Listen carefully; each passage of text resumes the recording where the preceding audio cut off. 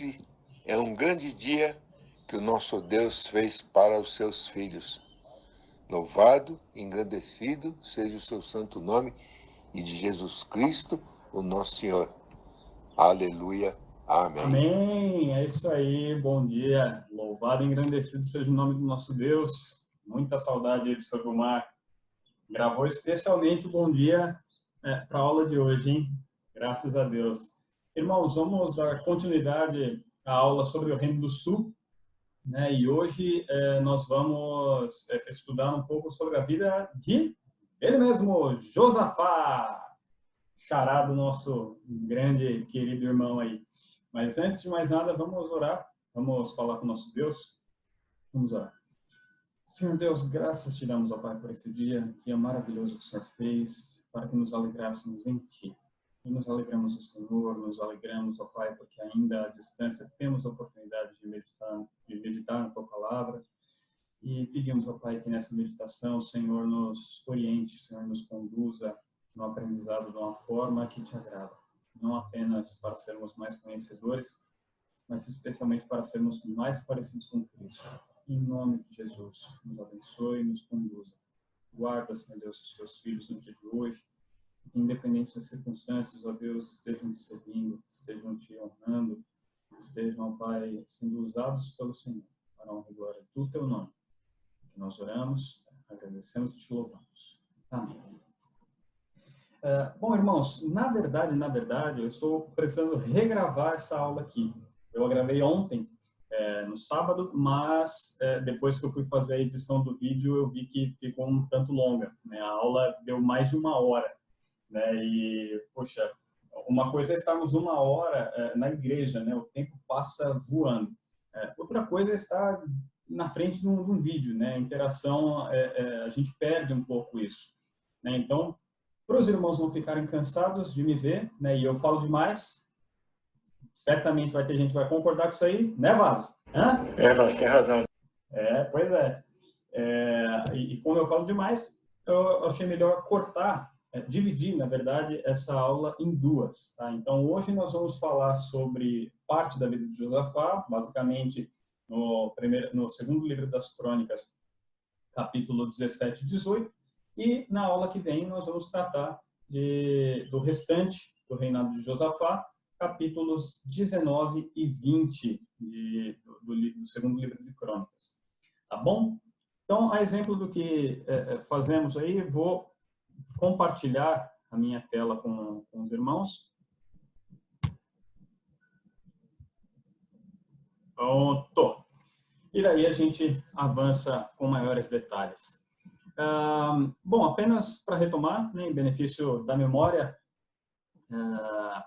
nós estamos falando do Reino do Sul, Reino de Judá, né? Nós já falamos sobre Abias, o Elton lá atrás tinha dado aula sobre Roboão, eu prossegui falando sobre Abias, Asa, e hoje nós vamos falar sobre Josafá. Tá? Ele reinou durante 25 anos no Reino do Sul. Né? E também, em benefício da memória, né? Colocar aqui na demonstração, né, no mapa de que reino nós estamos falando. Lembrando, Reino do Sul, essa parte em laranja aqui. Tá bom, irmãos? Bom, então vamos avançar.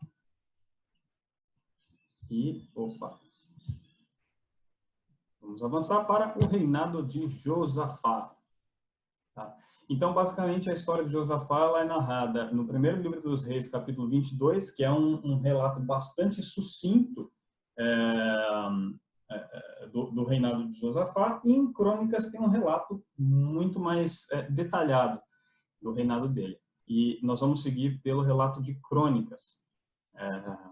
Então, a primeira coisa que nós vamos analisar, obviamente, começando do início, né, avaliar o contexto do reino e o coração de Josafá. Né? Todo o começo de relato dos reis, o cronista sempre coloca se o rei fez o que era reto ou fez o que era mal perante o Senhor. E isso nós vamos ver na vida de Josafá também.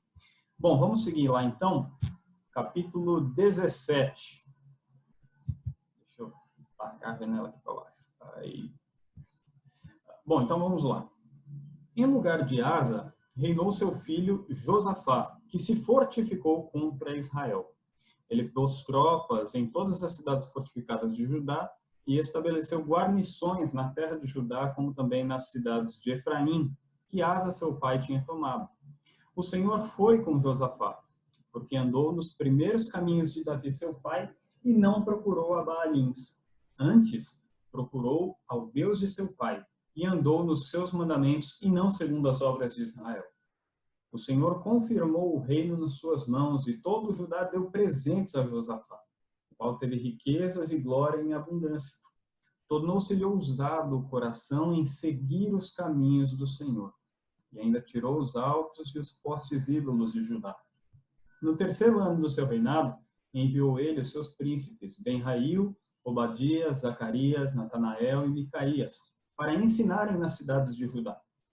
E com eles os levitas, Semaías, Netanias, Zebadias, Azael, Semiramote, Jonatas, Adonias, Tobias e Tobi-Adonias. E com estes levitas, os sacerdotes, Elisama e Jeorão, ensinaram em Judá, tendo consigo o livro da lei do Senhor. Percorriam todas as cidades de Judá e ensinavam ao povo. Veio o terror do Senhor sobre todos os reinos das terras que estavam ao redor de Judá, de maneira que não fizeram guerra contra Josafá. Alguns dos filisteus traziam presentes a Josafá, e prata como tributo. Também os arábios lhe trouxeram gado miúdo, 7.700 carneiros e 7.700 bodes. Josafá se engrandeceu em extremo, continuamente, e edificou fortalezas e cidades-armazéns em Judá. Empreendeu muitas obras na cidade de Judá e tinha em Jerusalém gente de guerra e homens valentes. Este é o número deles segundo suas famílias.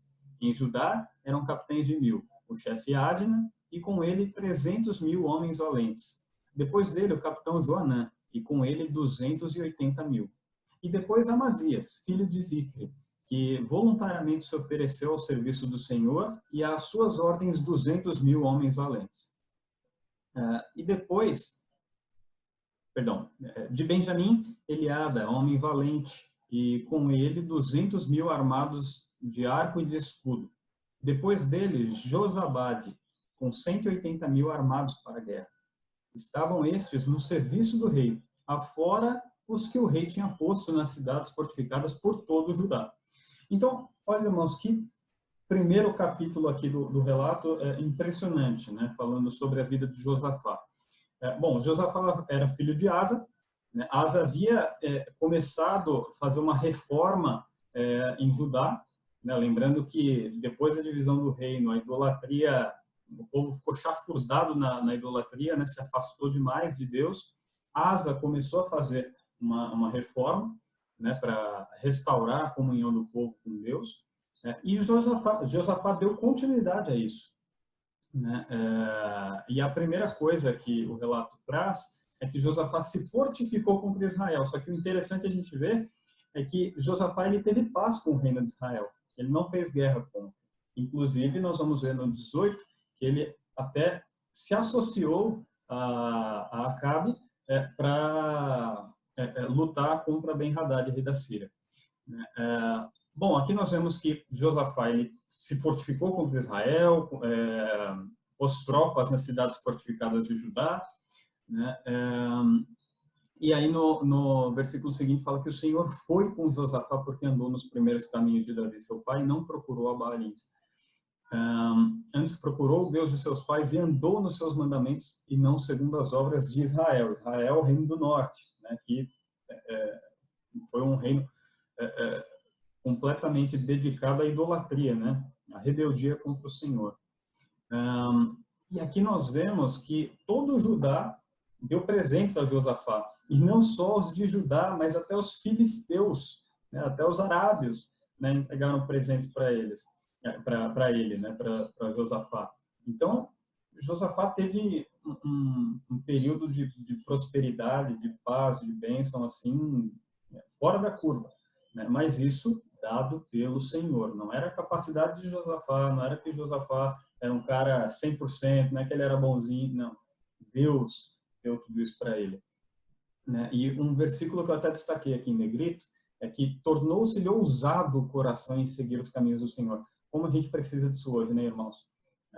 O coração ousado em seguir os mandamentos do Senhor. Nós precisamos disso, irmãos.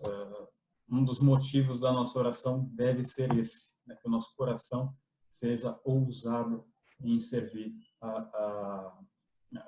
cumprir os mandamentos do Senhor. Eu lembro que quando Davi estava prestes a morrer, na oração dele, ele pediu a Deus para dar a Salomão um coração que fosse dedicado em obedecer aos seus mandamentos. Então, Davi reconhecia, e nós vamos ver que Josafá reconhecia, que isso era dado por Deus, não era mérito dele, né, mas mérito do Senhor. E é isso, irmãos, nós precisamos buscar em Deus ter um coração ousado para cumprir seus mandamentos, porque se depender da gente, a gente está perdidinho. E aí, olha só que fantástico, no terceiro ano do seu reinado, enviou ele príncipes, levitas, sacerdotes, por todo o Judá, para ensinar. Para ensinar o quê? O programa de governo, para ensinar quem seriam os ministros dele? Não, para ensinar nada menos do que a palavra do Senhor. Para fazer o povo resgatar o conhecimento, resgatar o amor ao Senhor. Então, ele mandou os levitas e sacerdotes, né, da linhagem que o Senhor escolheu, né, lembrando que a gente vai ver uma situação muito diferente no Reino do Norte, né, que eles constituíam qualquer um profeta, qualquer um sacerdote, é uma bagunça danada. Josafá foi zeloso, né, e ele percorreu por todo o Judá ensinando a palavra de Deus ao povo. Olha o zelo que Josafá demonstrou no reinado dele. E aí, olha só, depois que o cronista narra o zelo que Josafá teve em ensinar a palavra do Senhor ao povo dele, a Judá, fala que veio o terror do Senhor sobre todos os reinos das terras que estavam ao redor de Judá, de maneira que eles tiveram paz. Não atacaram a Josafá, né? Teve um período de paz. E aí fala que até os filisteus trouxeram presentes, enfim. E aqui no final do capítulo 17, tem algo impressionante que nós vimos lá no reinado de Abias, nós vimos no reinado de Asa, o tamanho do exército de Judá. Era grande, né? Nós vimos situação de 400 homens, nós vimos exército de 800 homens, que eram os inimigos de Deus, os inimigos do povo de Deus que vieram contra o povo de Judá. Só que aqui, em Josafá, nós vemos um número muito maior. Se a gente somar a quantidade de soldados aqui, de homens valentes, né, aqui no final do capítulo 17, a gente vai chegar em mais de 1 milhão de soldados. Poxa, é um número absurdamente elevado, né, especialmente para aqueles tempos. Né? Então, nós vemos que a estrutura que Josafá tinha, a prosperidade, a riqueza, a fortaleza ali que ele construiu, poxa, é algo impressionante. É grandioso. Só que a gente vai ver uma diferença muito grande na vida de Josafá em comparação com os reis que vieram antes dele, né? Com Roboão, com Abias, e uma semelhança com Asa. Mas ele ainda foi além do que o seu pai Asa. A gente vai ver agora no capítulo 18 os próximos passos aqui de Josafá. Capítulo 18. Então, tinha Josafá riquezas e glórias em abundância, e aparentou-se com Acabe. Como que ele aparentou-se com Acabe? O filho dele se casou com Atalha, filha de Acabe. Então, Jeorão, filho de Josafá, se casou com Atalha, filha de Acabe. E, geralmente, quando a Bíblia coloca isso aqui, aparentou-se com outro povo, aparentou-se com outra pessoa, geralmente isso aqui dá problema. No futuro, dá problema. E não foi diferente aqui. A gente vai ver que essa união vai dar problema lá na frente. Né? E é interessante porque você fala, poxa, Acabe, dá a impressão de ser um rei de um povo inimigo de Deus, mas era rei de Israel. Acabe era rei de Israel, mas era um rei ímpio. O que importa para Deus não é o local de nascimento, né? Não é porque nasceu em Israel, nasceu em Jerusalém e falar, esse aí está salvo. Não. O que salva o israelita é a mesma coisa que nos salva, né? É o Senhor, é a graça do Senhor. Então, nós vemos aqui de que Acabe, ele era um rei altamente ímpio, especialmente por ser induzido por sua esposa Jezabel, que era pior que ele, a mulher era danada, para não dizer outra coisa, né? E aconteceu essa união de famílias, né? Então, vamos lá. Ao cabo de alguns anos, depois dessa união, né, foi ter com Acabe. Josafá subiu para Israel para ter com Acabe em Samaria. Acabe matou ovelhas e bois em abundância, para ele e para o povo que viera com ele, e o persuadiu a subir com ele a Ramote de Gileade. Acabe, rei de Israel, perguntou a Josafá, rei de Judá: irás tu comigo a Ramote de Gileade? Respondeu-lhe Josafá: serei como tu és, o meu povo como o teu povo. Iremos contigo a peleja. Disse mais Josafá ao rei de Israel: consulta a primeira palavra do Senhor. Olha, aqui a gente já vê uma diferença em relação à postura desses dois reis, né? Acabe era um rei ímpio. Para ele, nem tinha Deus como seu Deus, né? Josafá lembra muito a postura de Davi, né? Fala, não, vamos consultar o Senhor. E aí, vamos ver o que aconteceu. Então, o rei de Israel ajuntou os profetas, 400 homens, e lhes disse: iremos a peleja contra Ramote de Gileade ou deixarei de ir?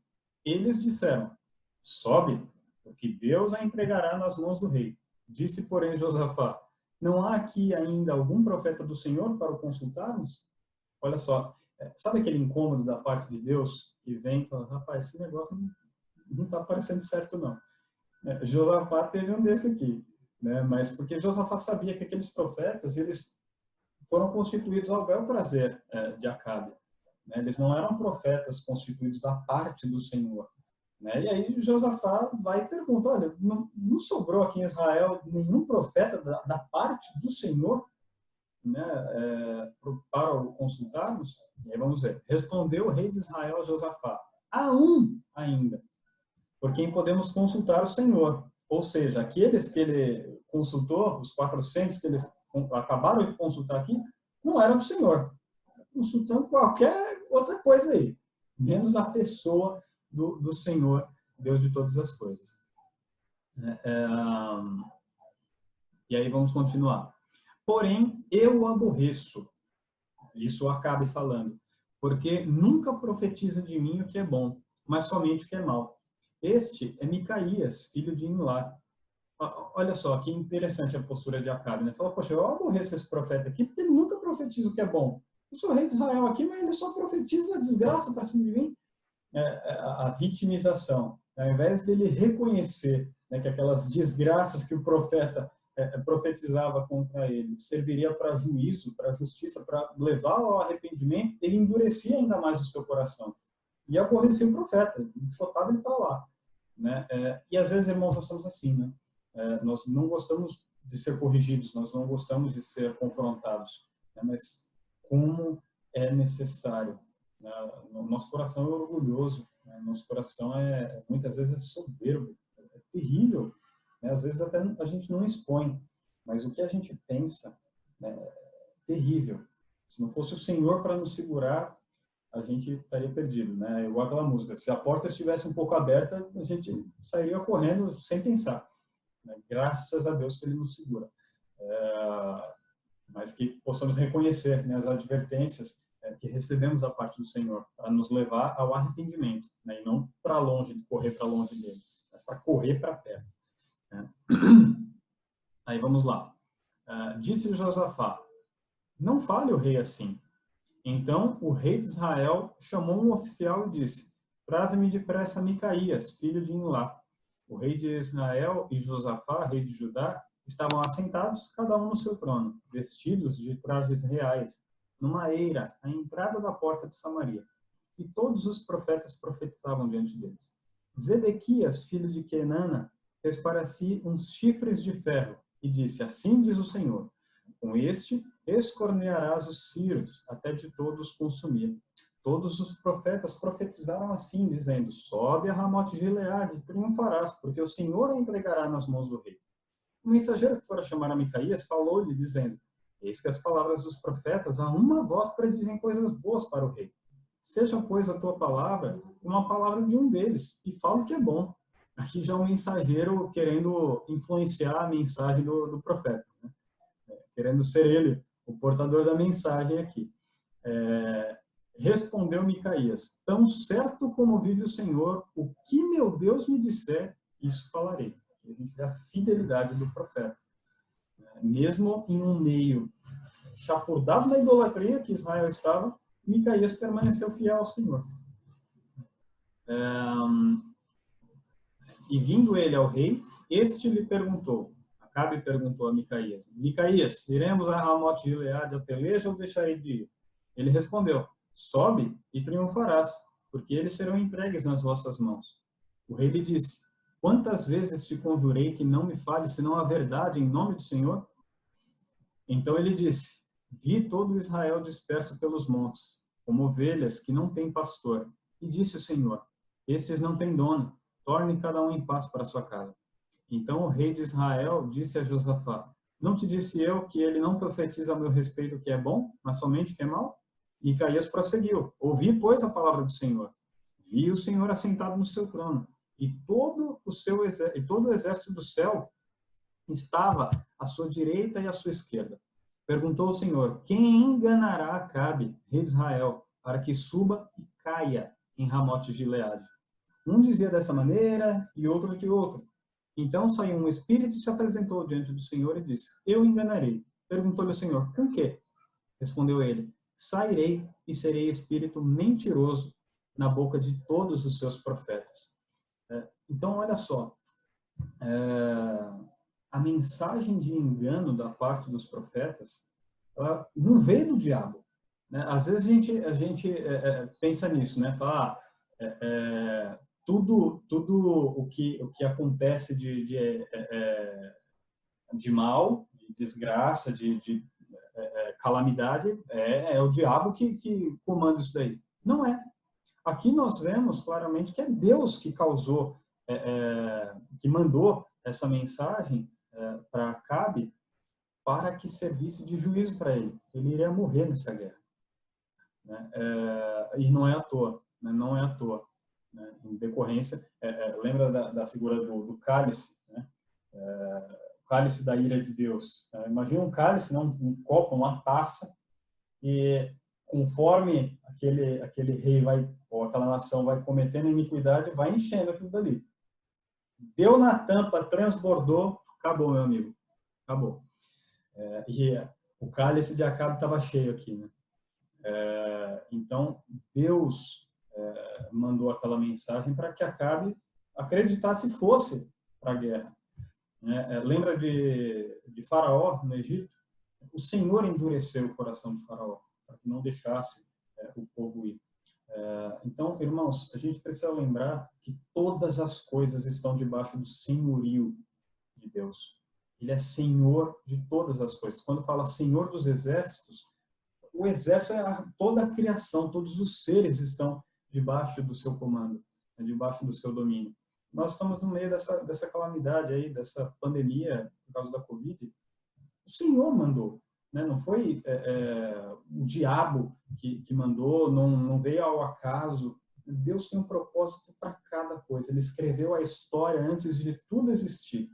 Tudo foi pré-determinado por ele. Agora, nós não sabemos o propósito específico que Deus tem com cada ato que ele orquestra, né, que ele comanda, mas nós confiamos pela sua palavra e pelo seu Espírito que habita em nós, de que todas as coisas ele faz convergir para o bem daqueles que o amam, daqueles que foram chamados segundo sua vontade, para fazê-los conformes à imagem de Cristo. Então, em meio a isso tudo, o que Deus quer é que a gente haja como Cristo. Ele quer que a semelhança que nós sejamos moldados à semelhança de Cristo, mesmo em meio a essa calamidade toda, né? E lembrando que o homem é mau, o pecado é rebeldia contra o Senhor. E se não fosse o Senhor, estaríamos aí como Acabe, ou piores que Acabe, né? Mas é isso. Vamos seguir para a leitura do restante do capítulo. Então, só lembrando que essa mensagem de aprovação, né, Acabe consultou os profetas. Devo subir para a guerra ou não? Os profetas, sobe. Chamou Micaías, que era o profeta da parte do Senhor.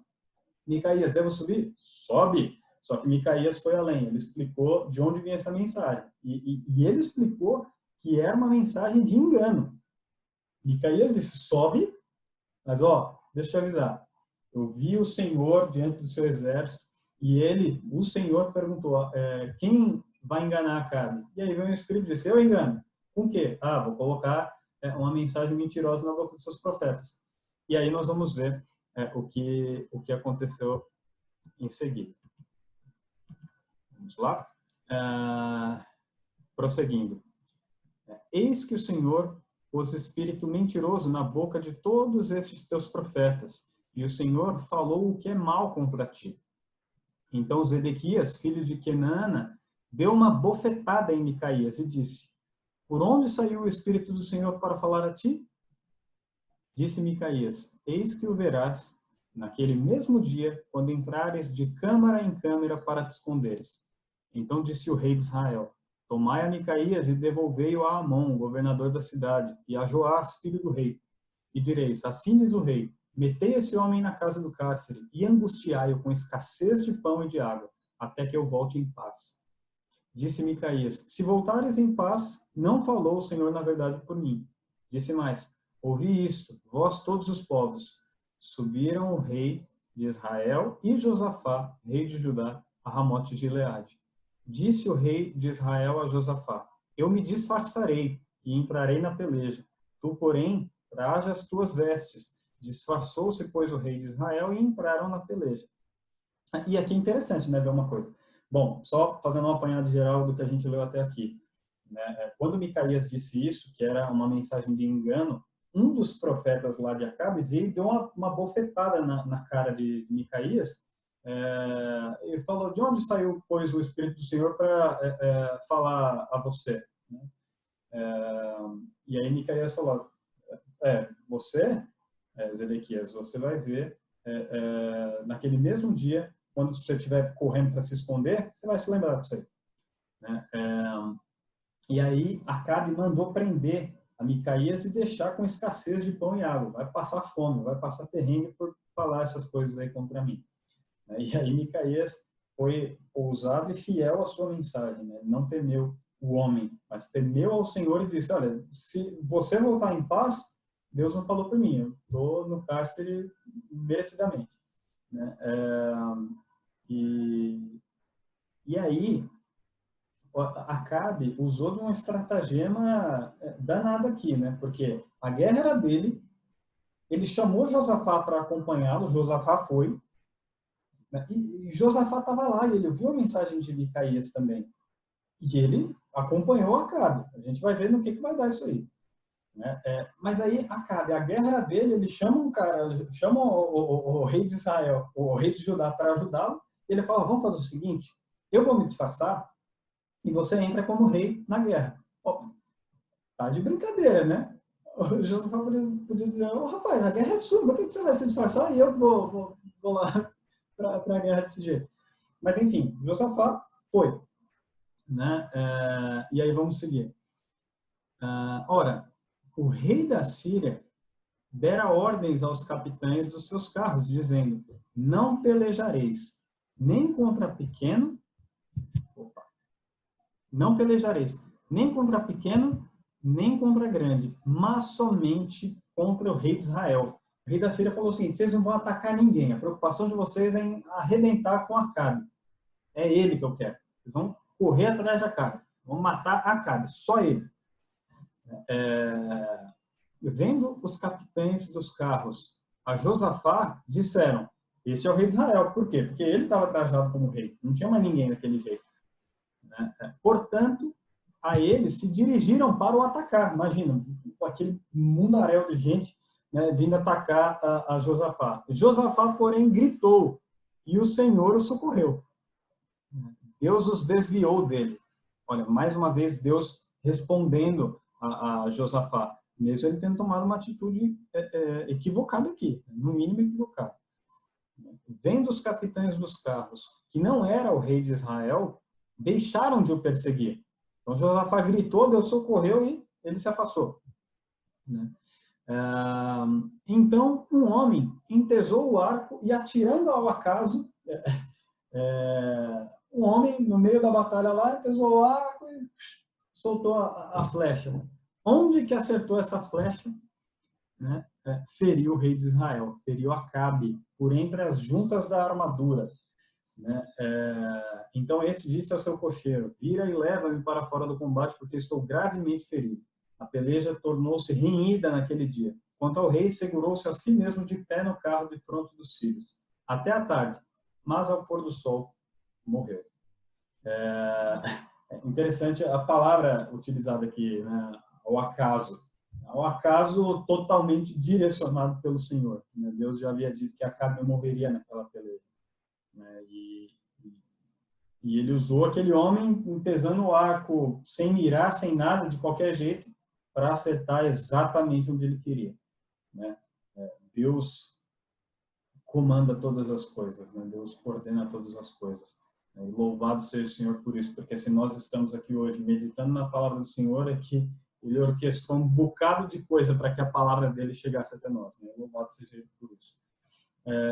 Irmãos, nós vamos ver de que essa atitude de Josafá, que pareceu boa aos seus olhos, né? Porque, poxa, imagine o seguinte, Israel e Judá é povo do Senhor. O povo do Senhor. Eu fico imaginando na cabeça de Josafá, falo, poxa, eu tenho que buscar paz com o rei de Israel, a gente tem que viver em paz, que negócio é esse que está guerreando israelita com israelita? Nós somos as 12 tribos do Senhor, temos que manter em paz. E foi se associou com Acabe. Só que o que ele não levou em consideração foi a perversidade de Acabe, foi a maldade de Acabe, foi o fato de Deus não aprovar as obras de Acabe. E se Deus não aprova as obras de alguém, quem somos nós para aprovar? Nós podemos nos achar mais amorosos do que Deus? Nós podemos nos achar mais santos do que Deus? De forma alguma. Né? E aqui nós vemos de que Josafá, ele foi liberto por Deus, Deus o livrou, né? Porque nas circunstâncias humanas aqui da coisa, era para ele ter morrido. Imagina, 32 reis correndo atrás de Josafá, poxa, apertado, né? No mínimo apertado aqui. Mas ele foi e voltou em paz para sua casa. Isso por conta do Senhor que o auxiliou, que o ajudou. Né? Mas muitas vezes, irmãos, nós nos achamos mais amorosos do que Deus. Né? Nós nos achamos mais piedosos do que o Senhor. É até estranho falar isso, né? Mas às vezes nós nos achamos. Né? Eu penso nisso em relação à pregação do Evangelho, por exemplo. Né? Os irmãos sabem de quantos anos, né, desde que eu vim aí para a igreja do Campo Limpo, né, o quanto eu oro pela conversão da minha família, né, orei pela conversão do meu pai, preguei o Evangelho para ele até o último dia, né, creio que Deus tenha resgatado, mas sempre o sentimento que dá. Eu, por exemplo, não ouvi meu pai confessar. Não ouvi meu pai confessar. Eu creio, filho, eu creio nessa palavra que você me diz, eu creio que Jesus morreu por mim, eu creio que eu sou um pecador, eu creio que eu não tinha jeito, se não fosse Cristo na minha vida, eu creio, eu recebo como Salvador, o Espírito Santo habita em mim. Eu nunca ouvi dizer isso. Eu creio que Deus, pela sua infinita misericórdia, pelo seu amor, ele tenha usado as palavras para meu pai ter se arrependido no último momento, ainda que não tenha confessado, mas eu preciso confiar no amor, na santidade, na bondade do Senhor. Né? Agora, a certeza da salvação do meu pai, eu não posso ter. Né? Minha mãe, também objeto das minhas orações, alvo das minhas orações, oro por ela, mas o desejo é sempre aquele, né? De ver a pessoa confessar, de ter aquela, puxa, agora eu estou tranquilo. Irmãos, nós temos que ficar tranquilos sabendo de que Deus chamará todos os seus. Deus chamará todos os seus. O nosso papel é pregar. Ele nos chamou para pregar. Esse é o ministério nosso. Ir por todo mundo, pregar o evangelho a toda criatura, batizando em nome do Pai, do Filho e do Espírito Santo. Mas o papel da conversão é dele, né? O Espírito Santo que converte. Nós pregamos, ele converte. E aqueles a quem ele chamou, aqueles a quem ele predestinou, ele vai chamar.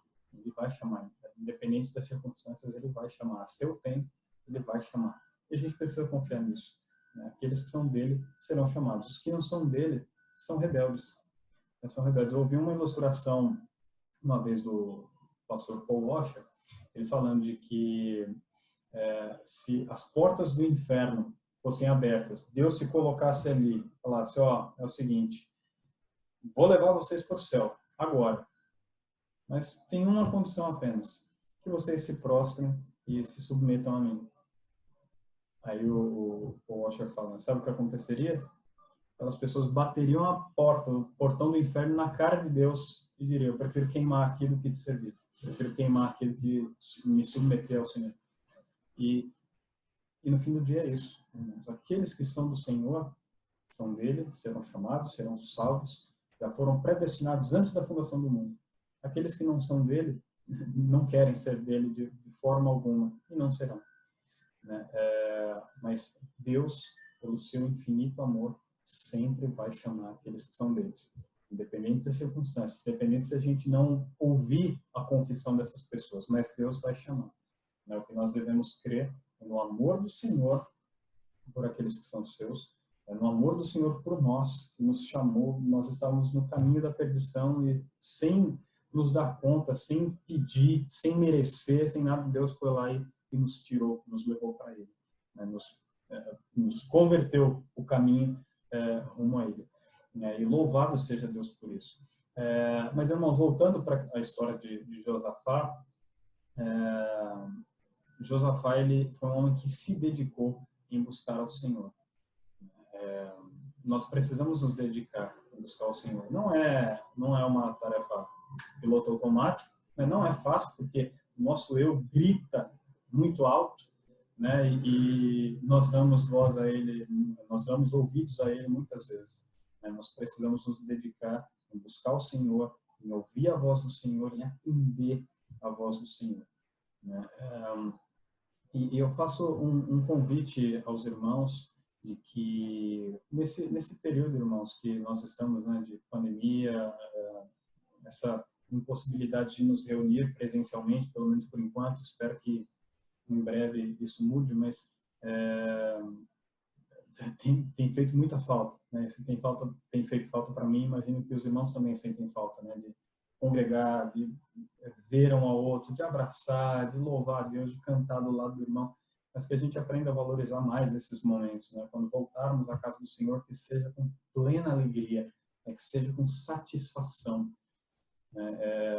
E enquanto não pudermos, que possamos desfrutar de momentos como esse com alegria também, né? Possamos aproveitar agora que nós temos mais tempo, né? De ter um zelo maior pela nossa vida devocional, né? Pelo cuidado com a nossa vida espiritual, né? De cuidado com o outro também, agora que nós temos mais tempo, poxa, passar a mão no telefone, ligar para o irmão, saber como é que está, né? Fazer uma oração junto, por que não? Né? Ler um trecho da palavra do Senhor, perguntar, ter uma discussão, falar sobre as coisas do alto, sobre o dia a dia, enfim, mas estreitar os nossos laços. Como é importante estreitar os nossos laços, e estamos numa bela oportunidade de o fazer. Irmãos, vamos orar? Na semana que vem nós continuamos com a história de Josafá, na próxima aula nós continuamos. E por hoje nós encerramos aqui. Vamos mais uma vez orar. Senhor, graças te damos por esse dia, graças te damos pelo dia maravilhoso que o Senhor fez, e muito obrigado pela tua palavra, Senhor. Que o Senhor torne no nosso coração como o de Josafá, que foi ousado em buscar cumprir os teus mandamentos. Em nome de Jesus, tenha misericórdia da nossa vida e ajuda-nos a te servir em espírito e em verdade. Abençoa-nos nesse dia, que possamos guardá-lo, Senhor Deus, de uma forma que te agrade, que possamos te servir, te buscar em espírito e em verdade, com inteireza de coração. Abençoe, Senhor Deus, a todos os nossos irmãos. Abençoa, Senhor Deus, aqueles irmãos que inclusive estão trabalhando hoje, mesmo em meio a esta pandemia, mas que estão trabalhando em serviços que são essenciais, que o Senhor os abençoe e os guarde, especialmente, ó Pai, os irmãos que trabalham na área da saúde. Para a honra e glória do Teu nome, nós oramos, agradecemos e Te louvamos. Amém. Que Deus os abençoe, irmãos. Tenham todos um excelente domingo na presença do Senhor.